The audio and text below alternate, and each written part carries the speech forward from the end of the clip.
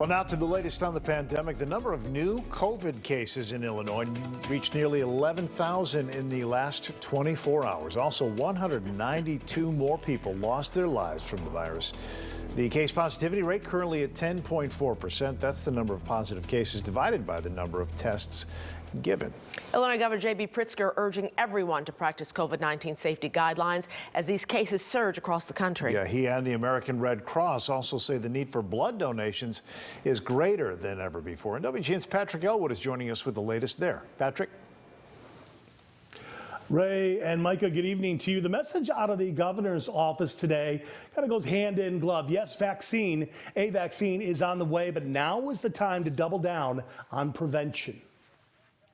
As we wait for mass distribution of a vaccine, the months ahead could amount to the most difficult in the public health history of this nation.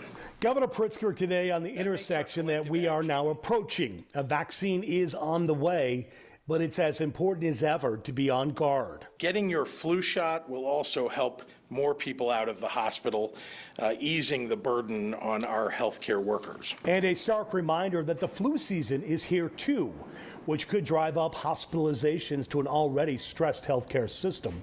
Also an ask for more blood donors. Donate blood. It has no effect on your immune system to do so, and hospitals need blood right now more than ever. And in particular, people who have recovered from COVID-19. If you are fully recovered from COVID-19, your donation is also needed. You are needed to donate your plasma to help patients currently battling the virus.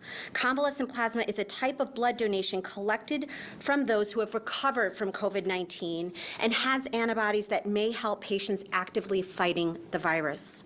And from Dr. Ezike, a message that quarantine time from the CDC is being shortened from 14 to 7 days.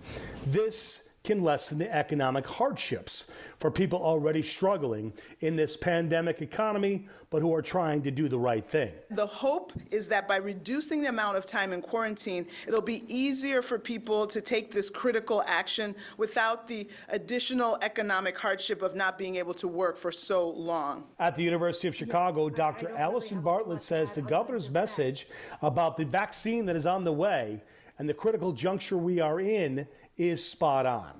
Soon to be availability of the vaccines really lifts our hearts. It gives the healthcare workers and frontline workers a boost. There's a light at the end of the tunnel, but it's still a long way off. We've got a long way to go, and prevention remains the only thing that we have.